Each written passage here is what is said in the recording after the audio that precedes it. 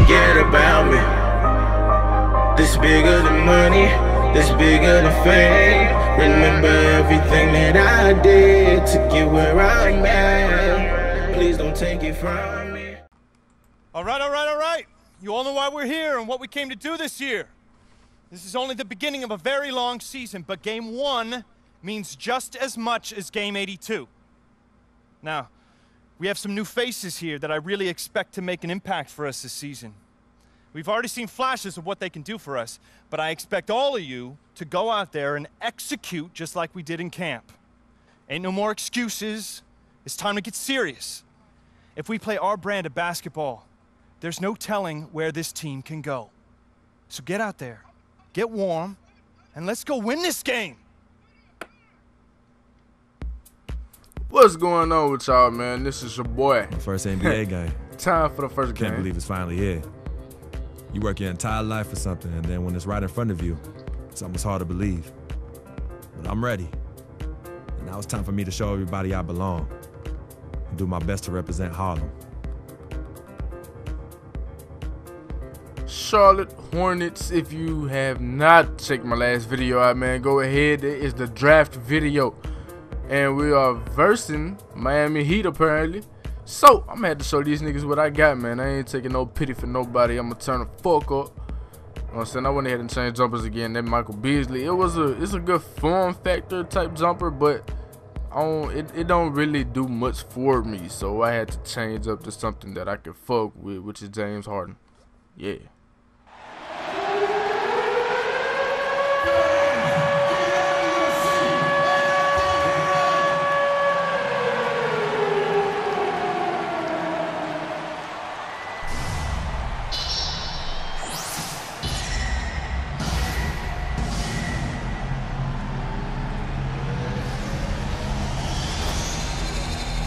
Ooh, they getting fancy with this. What?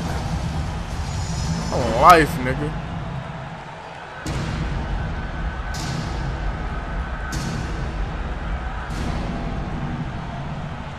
What? Oh my God. Yo, this John here is A1. Oh my God.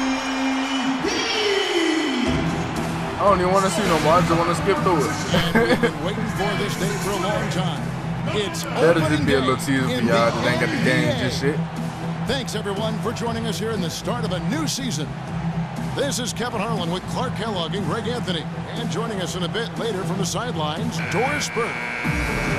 We'll see the Miami Heat defending home turf in the Eastern Conference, and this matchup with Charlotte, first game of the NBA season for them. Time to go ahead and get in the game, man. Luol Deng is my opponent, overall 78, which is very underrated. He should be at least an 82, bro. I'm just First saying. official NBA appearance from Fletcher. You know, he's a great young player and even a better young man. So personally, I couldn't be happy with him. Offense, the order of the day as the first quarter comes to a close. Hornets lead by 5. And we'll get the second quarter. Come in the game, we up by 5, so it's only my job to keep the lead like up to par. You know what I'm saying? You know, Clark, you don't see that kind of perspective for most rookies, do you? I'm very much enjoying this right now. I'm still apologizing to you guys for not showing my last college championship, but it was a little mess up going on, so I had to. All right, the second quarter beginning in just a moment. And a closer look here at the scoring breakdown for the Hornets. We got a storyline here. Give me that assist, my nigga. Quick vision is everything right now. He feeds it to Freak.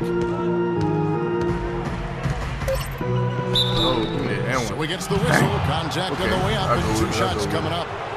Try to have like a nice little spin off one. And if y'all wonder what free throw I'm using Clark, it's a moment that he's worked very hard to achieve, and his family has got to be proud. The only free throw I want to use. Kevin. It's been a long journey for him, but every level along the way he's found success. High school, I can count on that free throw to hit most of my shots, at least 98% of my shots. Bet against this kid in anything when it comes to basketball.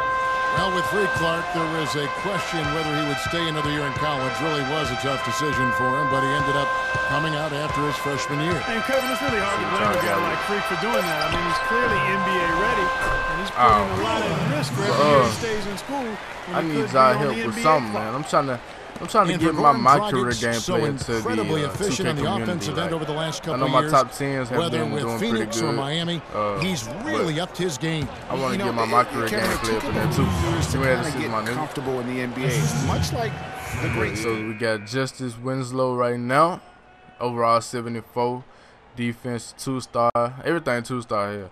Yeah, too bad is the weakness. You gotta see prone to taking bad shots. Use that to the play. Okay, not a good offensive rebounder.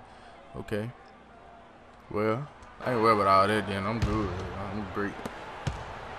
The Heat leading by 3. Make Dragic sure I is guard joined in the him. backcourt by Take them Wade. shots. Chris Bosh is out there with Winslow, and it's Stoudemire in at the 5 down low. That's the group on the 4 for Miami. Here's Bosh.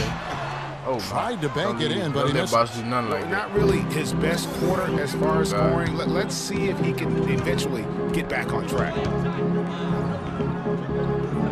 Freak kicks to Kaminsky to the inside. I thought they were Cody. Jefferson They look alike. Bosh with some nice D. They look 1 just for like 5 I'm on offense. A slow start here in the second half. Now here's Dragic. Tight defense on him. no. Clean. Good. Wow. Represents a defender with a serious Wow, challenge. that was some good defense right Hornets trail by 5. To the Yeah, paint. by 5. Here's Jefferson, and he uses the get something glass on the going lane. man. That's the kind I'm of glad he aggressive even and saw that, assertive 'cause play I they really need as we get didn't. closer But and closer to crunch time.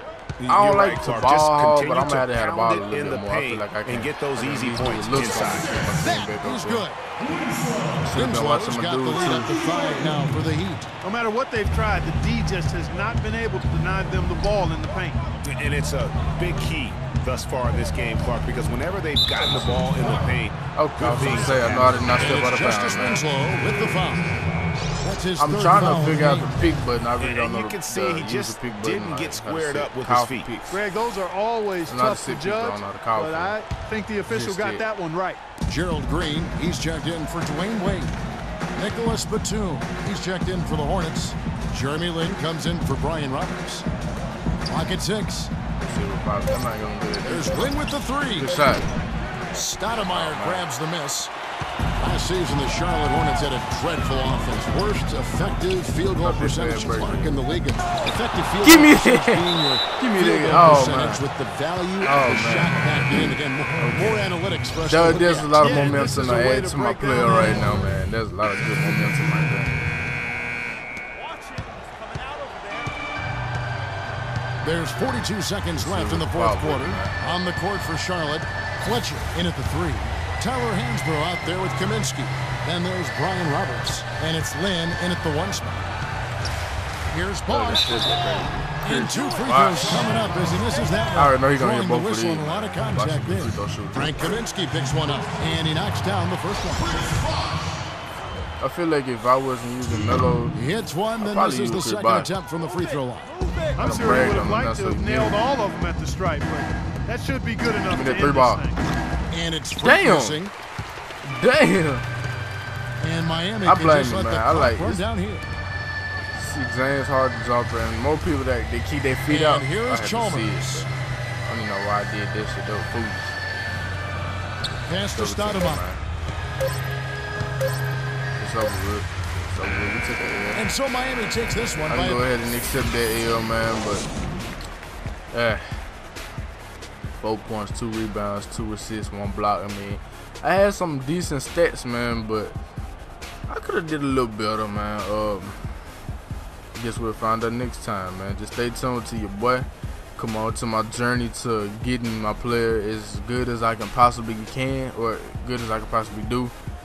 The 2K Sports I don't know how to put post-game the show. but you know what I'm saying? Just stick with your boy, man. So, In the fashion Alex. they did, you have to feel good about it. Really an outstanding effort all the way around. And now we'll send it down to Doris Burke, who's standing by courtside. your boy had 10 points, man. 4 of 11 on the field, bro. That's terrible. But I guarantee I'm open, man. Them 2 blocks, them 2 blocks put the ball in there. How do you evaluate how well the team played as a whole? We made some mistakes, you know, they made us pay. But we just kept pounding the ball inside, and, you know, we outmatched them on the inside, so that's what we did, and we came out with the victory. You've always got to play through your mistakes. It'll turn around eventually. Al, thanks for the time. Doris, thank you as always. Well, folks, that's going to do it for now. This is Kevin Harlan thanking you for watching. And as the fans file out of the building, now time to head over to Ernie Johnson, Shaquille O'Neal, and Kenny the Jet Smith for the post-game show. The 2K Sports post-game show.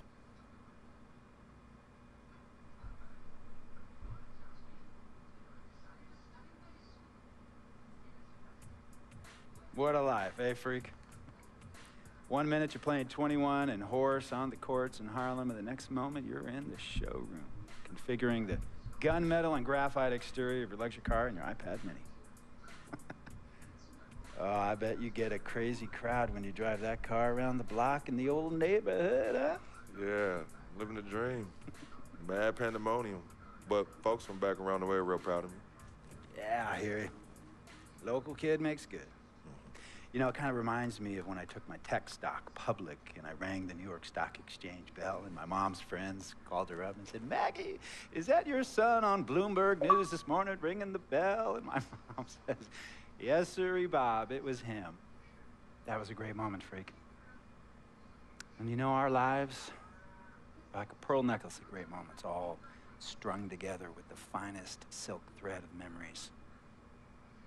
And we have to be very careful how we cultivate those pearls and we thread that necklace. Does this meeting by any chance have to do with Vic Van Leer? I grew up in the burbs, freak. I wasn't poor, upper middle class, comfortable. My daddy worked as an accountant for one of the largest insurance firms in the country. Smart with his money. Mom didn't have to work. I went to boarding school. And my dad died of a heart attack when I was a freshman at MIT. I was a movie geek, wanted to be a civil engineer, but I made my fortune by becoming a hybrid of both those interests. My dad didn't want me to be an accountant. Oh, listen to this. My best friend was a guy named Isidore. Yeah, we called him Izzy. He was one of the smartest human beings I have ever met in my life. I mean, Izzy was taking second-year college calculus courses as a high school sophomore, right? Straight-A student, full ride to MIT. Izzy had the world at his fingertips. But he was always looking for trouble, and trouble found him. He ran with the wrong crowd. And when we got to MIT, he got this great job working for a financial consulting firm in Boston. But every weekend, he would fly to Vegas.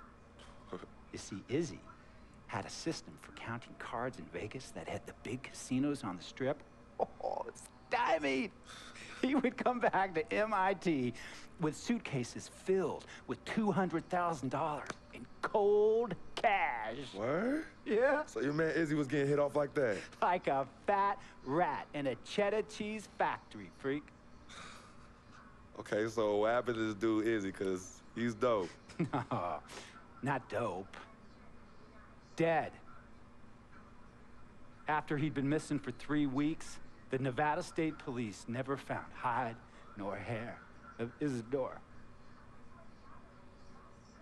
And our friendship took a hit when he asked me to hang out with him in Vegas, and I said I wouldn't do it because I knew he was on a dark and twisted path in his life. And yes, he was my dude. But no way was I gonna throw my life away trying to show my loyalty to a guy who really and truly didn't understand what loyalty was all about. So this meeting is about Vic. Correctamente. Okay, well, sir, Vic isn't Izzy. And why's that, freak? Well, for one thing, you and your dead friend Izzy didn't grow up poor. Me and Vic grew up in a neighborhood where we had to look over our shoulder every 2 seconds to make sure nobody was going to walk up on us and rob us. True. Izzy and I did not grow up in the hood. But we, like you, thankfully grew up in a two-parent household. But even that wasn't enough for Izzy. He wasn't satisfied. He was always looking for a 5-alarm fire when he already had the warmth and comfort of a loving family. This is not about class warfare, freak. This is about the consequences of making bad choices and risking it all when you feel like you have nothing to lose. Vic is like a brother to me, sir. But you shouldn't be Brother Vic's keeper, freak. Would a brother go looking for trouble and put your career and your livelihood at risk by getting into fights at nightclubs and seedy after-hour joints and then scream to the media, yeah, it's all good, I'm an FOF, friendo freak. It's all misunderstanding. Y'all be haters, don't hate my game. I don't think a brother would do that to someone they really cared about, but a guy who looked at you like a meal ticket would. No. See, you don't understand Vic. Really? I don't understand. No.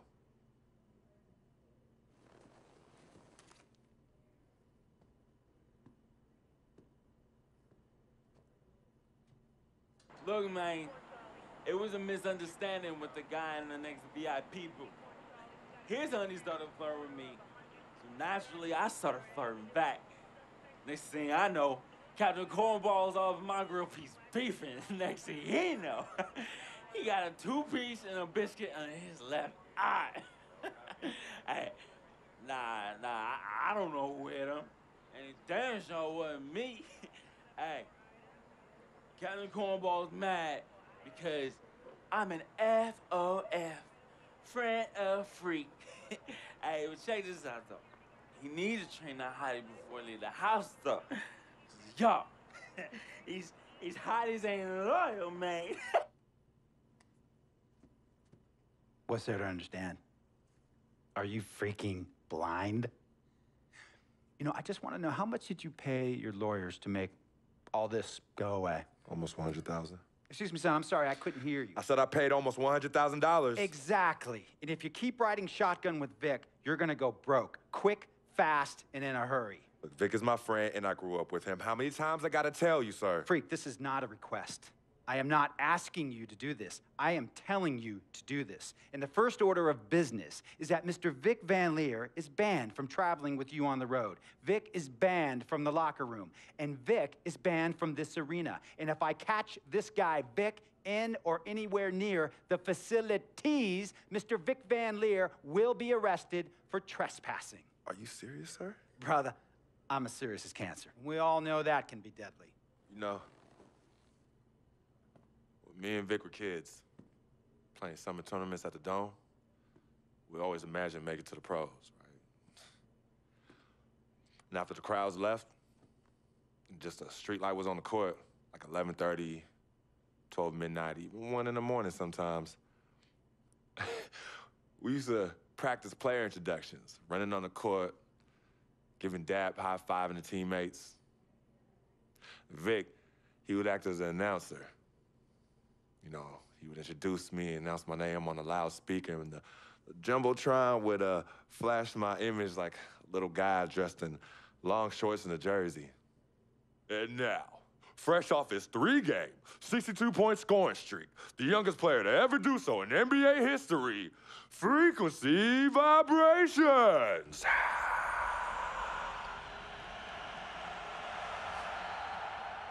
So me and Vic would sit in those empty bleachers at the Dome and dream like nobody's business. And now I'm living a dream. For real. And in so many ways, Vic was part of that. Please,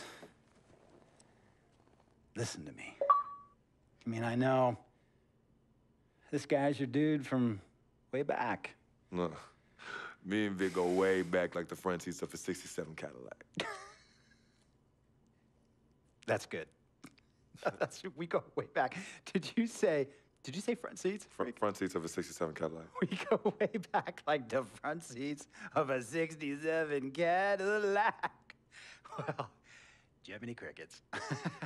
I'm gonna be the hit once again at Herbie Allen's Sun Valley Shindig because my fellow billionaires love it when I walk and talk that talk. So that almost sounds... No, let me tell you exactly what it sounds like.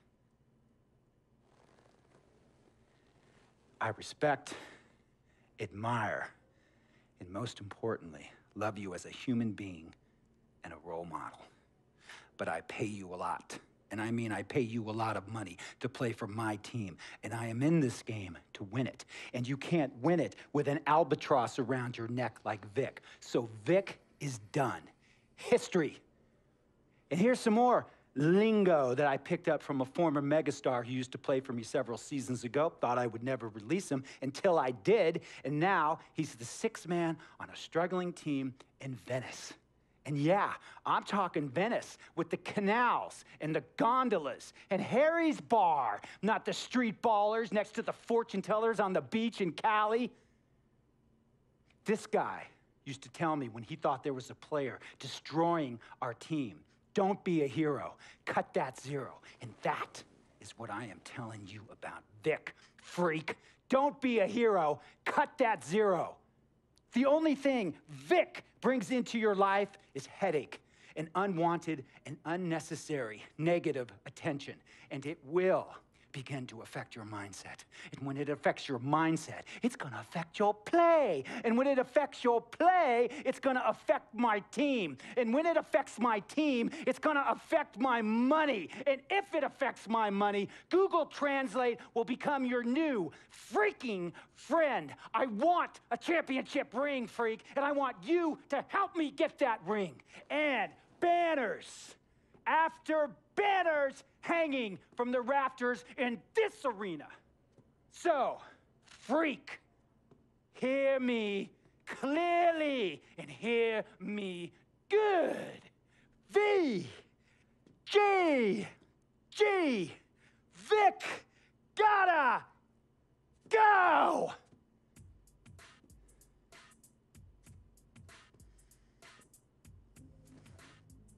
Handle your business.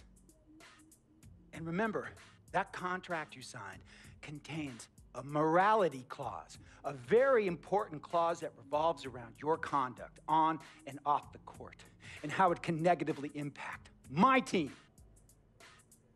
Now, I don't want you to have to learn Italian or Croatian as a second language. And hey, playing pro ball overseas, there's nothing wrong with that. But the arenas are nothing like this, nor will the money be the same. And on top of all of that, this is the US of A, the greatest freaking country in the world. Ask yourself, is Vic worth all that? Think about it.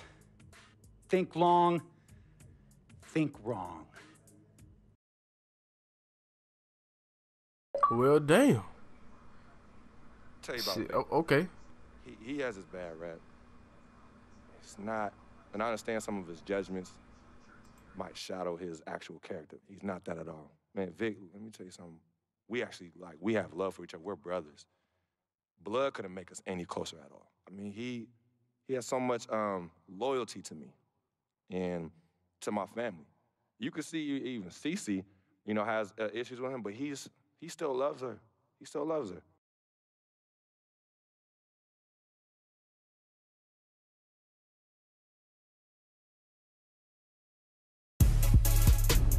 Thank y'all for watching, man. I have another part coming up, and I have some gameplay as well too, so be tuned.